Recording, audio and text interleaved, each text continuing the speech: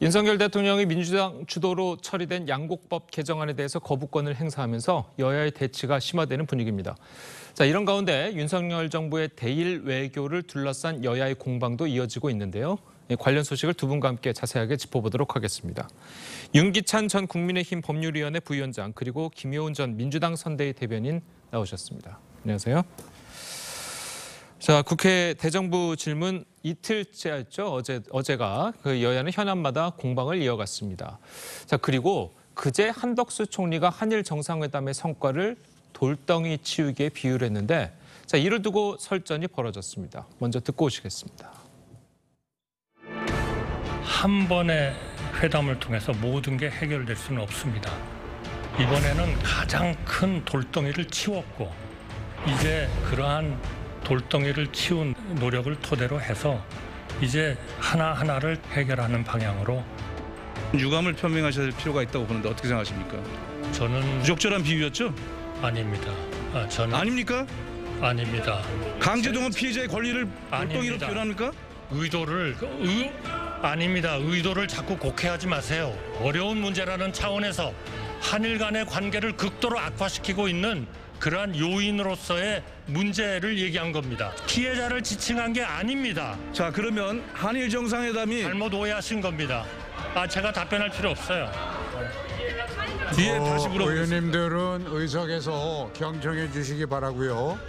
또 똑바로 얘기하는 게 중요한 게 아니라 똑바로 듣는 게 더 중요합니다. 예. 자, 민주당에서는 한덕수 총리의 이제 돌덩이란 표현이 강제징용 피해자를 일컬었다. 자, 이렇게 보고 있는 거죠? 그렇게 들릴 수밖에 없는 게 총리가 돌덩이를 치웠다는 표현을 두 번을 썼습니다. 예. 말이라는 게 다르고 다른데 그냥 한일 관계의 걸림돌이 정상회담을 통해서 사라졌다 이런 의미가 아니라 이 한일 관계에 오랫동안 돌덩이로 작용했던 강제징용 배상 문제를 이번에 치웠다. 이렇게 충분히 들리는 거예요. 왜냐하면 총리가 추가로 답을 하면서 한일 관계를 극도로 악화시키고 있는 그러한 요인으로서의 문제다. 그러니까 악화시키고 있는 요인이라고 분명히 강제징용을 규정을 해버린 겁니다. 예. 그렇기 때문에 돌덩이라는 단어가 우리한테 다가오는 거는 이번에 강제징용 문제를 해결하는 우리 정부의 방식이 정말 우리 국민들한테 큰 돌덩이를 던져버렸거든요. 그렇게 상처를 받았습니다. 그러면 이거에 대해서 총리가 겸허하게 얘기를 하면 되는데 자꾸 화를 내시거든요. 예. 이 정부의 국무위원이나 총리들은 국회에서 뭐라고 문제 제기를 하면 무조건 화만 내는 것 같아요. 화를 낼 것이 아니라 국민의 입장에서 다시 한번 생각하면서 그냥 설명을 하면 될 것을 총리가 엊그저께는 상당히 감정적으로 대응한 것 같습니다. 예. 자, 민주당 생각처럼 이 한덕수 총리가 돌덩이를 언급한 게 과연 정말 강제징용 피해자들을 일컬었느냐. 비유를 하더라도 다른 비유도 있었을 텐데 왜 하필 돌덩이에 비교를 했을까. 자, 이런 비판이 나올 수밖에 없을 것 같긴 하거든요. 그러니까 한 총리가 대정부 질문에서 사실은 비유적 표현을 쓰는 것은 적절하지 않아요. 예. 그러니까 여러 가지 해석할 가능성이 있는 비유를 들어가면서 국정 현안을 설명하는 것은 맞지 않고 예. 다만 저것을 돌덩이를 강제징용 피해자라고 또 그렇게 해석하시는 정치인도 저는 또 올바르지 않다고 봅니다. 그렇게 해석하는 것보다는 돌덩이라는 의미는 사실 물꼬를 텄다는 의미로 보이고요. 이제 비유적 표현이죠. 사실 강제징용 피해 문제는 여러 가지 첨예한 대립의 어떤 전선이었어요. 그런 표현이었던 것 같고 또 하나는 그런 문제를 정치적으로 활용하지 않았다라는 대통령의 결단을 의미하는 것일 수도 있는 것이거든요. 예. 그러니까 강제징용 피해자에 관련된 대법원 판결 때문에 사실 이 문제가 되게 불거졌던 것이고 그 대법원 판결을 존중하면서도 또 일본과의 외교적 협력을 모색하려면 여러 가지 해법이 필요했고 그 해법의 일환이 이제 제3자 변제 아니었던 것이죠.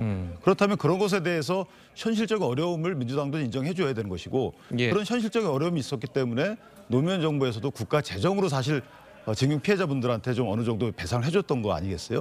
이런 현실적인 어려움과 외교적 어려움 등을 감안한 해석을 한다 그러면 강제징용 피해자분들을 지칭했다라고 해석하는 것은 조금 너무 나간 것이 아닌가. 다만 총리도 이 대정부 질문에서 듣는 분들은 국민이거든요. 그렇다면 충분히 설명할 의무가 있고 화를 낼 것이 아니고 겸손한 대답이 필요하다. 이 부분은 부적절하다고 생각합니다. 예, 이게 말씀하신 것처럼 이제 한덕수 총리가 했던 이야기 중에 또 논란이 되는 것 중 하나가 아까 저희가 이제 방송을 통해서 보여드렸습니다만 똑바로 이야기하는 게 중요한 게 아니고 똑바로 듣는 게 더 중요하다. 자, 이렇게 이야기를 했거든요. 물론 뭐 격앙된 상태에서 나온 말이긴 합니다만 과연 이게 적절한 발언이었을까 하는 거는 좀 의문이거든요.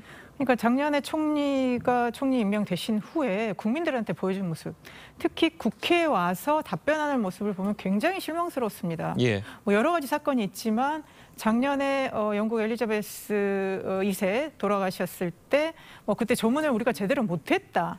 이런 거 가지고도 궁금하니까 과연 그러면 어떻게 진행이 됐냐라고 물어볼 때도 총리가 답변도 못하고 무슨 거짓 답변, 나는 모른다 이런 식인 거예요.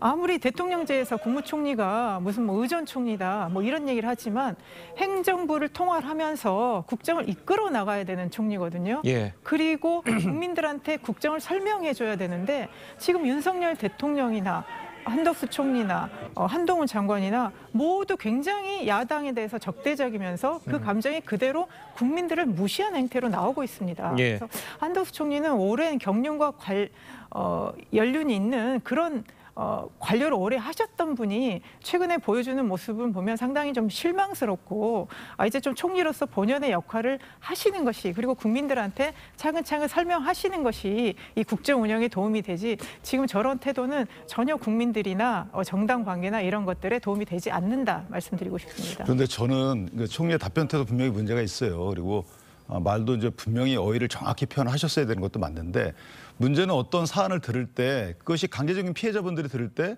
돌덩이라는 표현을 본인들하고 연결시킨 그 해석도 사실 문제가 있는 거예요. 우리가 소위 말하는 2차 가해라는 의미에 연결할 수 있는 거거든요. 그래서 그런 건 아니죠라고 물었으면 괜찮았을 것 같아요. 차라리 저 같으면. 이런 의미는 아니죠. 설마 그런 의미겠습니까? 이렇게 갔으면 여러 가지 의미 포석 측면에서 보면 정치적인 효과도 거두고 강제적인 피해자분들에 대한 예의도 갖추고 했는데 그걸 그렇게 단정하고 들어가니까 예. 사실은 강제적인 피해자분들이 들을 때는 어느 분의 언행이 더 본인들한테 안 좋았을까라는 해석이 있지 않겠는가. 그러니까 결국 지금 대정부 질문을 쭉 보면 과연 정부 정책에 대해서 제대로 묻고 따지는가 그리고 그것들이 국민들한테 충분히 설명이 되는 대정부 질문이 아니라 작년부터 계속 여야 갈등, 이 진영 갈등이 첨예하게 드러나면서 계속 어떤 작은 부분이랄지 말이랄지 이런 걸로 감정이 격화하는 그런 어떤 대정부 질문에 상당히 좀 부정적인 것들도 많이 보여지고 있는 것 같습니다. 예. 그래서 일각에서는 그냥 뭐 그런 돌덩이 관련해서 야당에서 질문을 했을 때 뭐 그건 아니지만 뭐 본인이 발언이 좀 곱게 됐으면 뭐 죄송하다라든지 좀 진실된 사과를 했으면 그냥 좀 넘어갈 수 있는 문제 아니었을까라는 이야기도 있거든요. 그러니까 아마 한 총리는 본인이 생각했던 것 이상의 그러니까 본인이 상상할 수 없었던 아마 해석이 나오니까 그렇게 순간적으로 당황하고 좀 흥분했던 것 같은데 예. 말씀하신 것처럼 국회는 그런 본인의 발언을 듣는 분은 해당 질문자가 아니고 사실은 국민이기 때문에 그런 그 현실을 좀 직시하고 앞으로는 겸손하게 대정부 질문에 응하는 것이 맞다 이렇게 생각합니다. 알겠습니다. 자, 그리고 어제 대정부 질문에서는요. 이 양곡관리법 문제를 두고도 한덕수 총리와 야당 의원들 사이에 날선 공방이 이어졌습니다. 직접 들어보시겠습니다. 오지겠으면 후쿠시마 명제는 사주고 우리 쌀은 못 사주냐 그런 한탄이 있겠습니까? 윤석열 대통령이 끝내 국민을 민생을 거부했으니 이제 우리 국민이 대통령을 거부할 것은 자명한 일입니다. 강제적으로 매년 시장 격리를 해야 할 이런 상황은 정말 그거는 농민에게 좋은 정책이 아닙니다. 자, 뭐 이른바 이재명 대표의 민생 1호 법안이죠. 양곡관리법 개정안에 대해서 윤석열 대통령이 취임 후 처음으로 거부권을 행사했습니다. 자, 대통령실에서는 문재인 정부에서도 반대한 법안을 왜 민주당이 밀어붙이고 있느냐. 자, 이렇게 이야기를 하고 있거든요. 그러니까 양곡관리법에 대해서 민주당이 얘기한 게 작년부터였습니다. 예. 상당히 오래전에 얘기가 됐었고요. 그런데 어제 대통령 거부권을 행사하면서 부작용을 여러 번 설명했지만 전혀 국회에서 논의가 되지 않았다, 밀어붙였다. 그러면서 우리의 농정 방향과도 맞지 않은 포퓰리즘 법안이라는 얘기를 했습니다. 대통령께서 야당을 비판하실 때 자주 쓰는 용어가 포퓰리즘이거든요. 이전에 문재인 정부의 건강보험 관련해서도 굉장히 포퓰리즘이라는 단어로 강하게 거부를 했습니다. 예. 그런데 지금 양곡관리법과 관련해서 총리도 나서고 장관도 나서고 지금 정부는 굉장히 이거를 공격을 하면서 마치 남아도는 쌀을 정부가 다 의무로 수매해주고 그리고 앞으로 쌀 재배 면적이 늘어나도 다 해줄 것처럼 이렇게 국민들한테 지금 잘못 알려지고 있는 겁니다. 이번에 여야가 협의를 했고 의장이 합의한 수정안에 의하면 그런 어떤 제어 장치를 해뒀습니다. 우리가 이제 시장에서 쌀을 격리하는 건 이전부터 있었고요. 예. 최소한의 장치도 해놨고 타 작물 전환에 대한 거랄지 이런 것들을 규정했음에도 불구하고 지금 온 정부는 지난번부터 계속 그랬죠. 이거는 우리가 계속 거부할 거야, 거부할 거야. 이런 얘기를 하면서 지금 여론전을 펼치고 있는데 그러면 윤 정부의 농정의 방향은 무엇인지 그거를 밝히면서 앞으로 어떻게 해나갈 것인지 우리의 식량 자급이랄지 농업 기반이랄지 이런 거를 어떻게 할 것인지에 청사진을 내놓고 나서 그다음에 비판을 하는 것이 맞는 것 같습니다. 그러니까 이 법안 자체가 이제 절차적인 측면은 따지지 않겠어요. 예. 윤미향 의원이 안건 조정위를 무력화시키기 위해서 민주당을 편들었다 이건 따지지 않겠습니다. 예. 일단 법안의 내용 보면 사실은 제도적 기능이 뭔지를 모르겠다는 것이죠. 지금도 양곡관리법은 있습니다. 그래서 수매도 합니다. 그렇죠. 하는데 그것은 의무적으로 하는 게 아니고 그때 수요량을 봐가면서 하고 있거든요. 그런데 이것을 의무적으로 다 사게끔 하는 겁니다. 그런데 이제 취지가 뭐냐면 농민의 소득 안정인데 과연 이 가격이 그럼 이 수매를 하게 되면 가격이 유지될 것인가에 대한 문제도 있어요. 예. 시장가로 사거든요. 그러면 수요보다 분명히 이 수요량과 공급량에서 가격이 결정된 이후에 정부가 뛰어들어서 사게 되면 결정된 가격으로 사는 거예요. 그러면 농업소득 가격을 유지시켜주는 기능이 없는 것이고 또 하나 식량 안보 말씀하시는데 현재 식량 자급률이 44%입니다.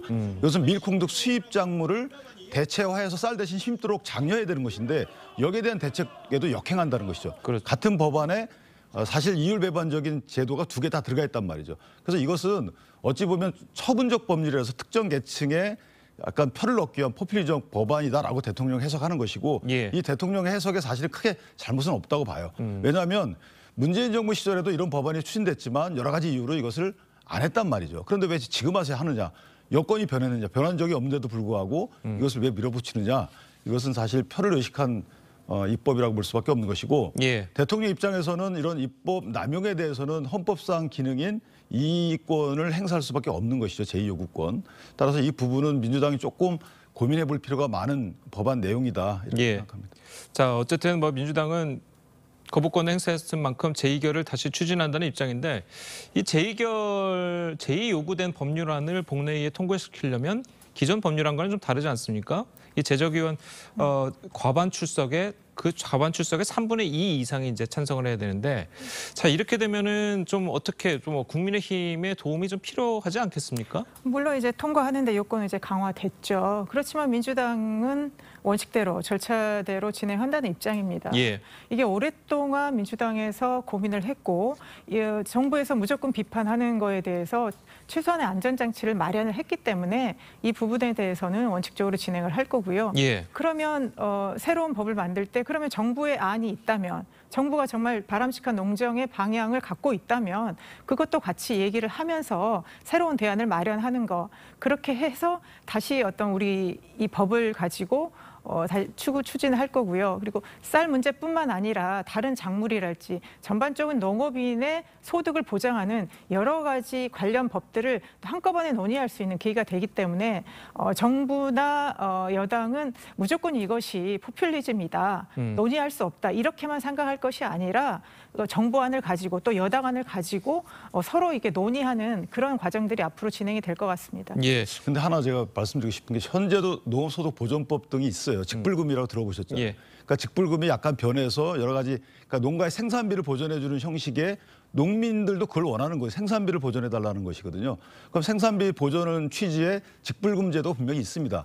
그러니까 여러 가지 이렇게 타겟팅 해가지고 뭐 첨단 산업을 육성한다든가 농업의 산업화를 위해서 어떤 정책을 핀다든가 이런 다각화하는 정책이 필요한 것이고 만약에 이런 필요성을 느낀다 그러면 민주당 입장에서도 제2요구안을 상정하기 이전에 제가 볼 때는 조금 변경해서 또는 이거를 갖다가 뭐 개정 취지를 살리든가 해서 국민의힘과 상의하는 절차를 거치는 것이 국민적 시각에서 볼 때는 책임 있는 다수정당의 태도가 아닌가 이렇게 생각합니다. 그러니까요. 그런데 그런 지금 여야의 논의가 전혀 안 되는 분위기가 양곡관리법을 민주당이 추진한다고 하니까 계속 대통령실에서는 거부권을 행사할 것이다라는 얘기가 몇 달 전부터 나왔고 예. 그리고 제2 요구가 되기 전에도 총리가 앞장을 서서 내가 뭐 총대 메고 하는 것처럼 그렇게 계속 했습니다. 그리고 장관도 지금 거짓 자료나 해명을 했다라는 것이 민주당에서 문제 제기하고 있는 거거든요. 뭐 농민단체 뭐 40개가 반대하고 있다는 등, 그다음에 통계가 어쨌다는 등 계속 저런 식으로 나오게 되면 과연 정부와 야당이 서로 대화할 수 있는 여지를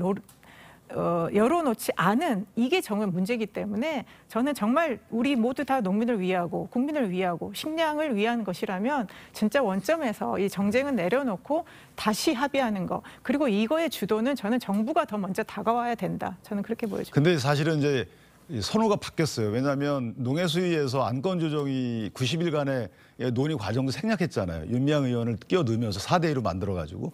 그다음에 법사위에서 논의할 수 있는 시간도 또 단축시켜버려서 직회부에 하셨잖아요. 그러니까 이런 절차를 보면 민주당은 국민의힘과 논의할 태도가 없었다, 생각이 없었다는 것이고, 이 모든 법안의 처리 절차가 다 이래요. 그러니까 대통령 입장에서 보면 또 국민 입장에서 보면 좁혀서 국민의힘 입장에서 보면 사실은 논의를 통해서 여러 의견을 수렴해서 전달하고 그걸 반영할 수 있는 시간이나 공간이 없었던 거죠. 그래서 이런 것들을 보장해 주셔야지만 대통령의 거부권까지 이어지지 않는 것이고 국민의 여러 가지 이해관계에 따른 의견이 다 반영되는 법안이 나오는 것이다. 그러니까 민주당은 이런 절차 운영 과정에서 조금 유념해 주셨으면 좋겠다 이런 생각. 대통령께서 야당 대표나 지도부도 한번 만나주시면 어떨까요? 그건 찬성. 알겠습니다.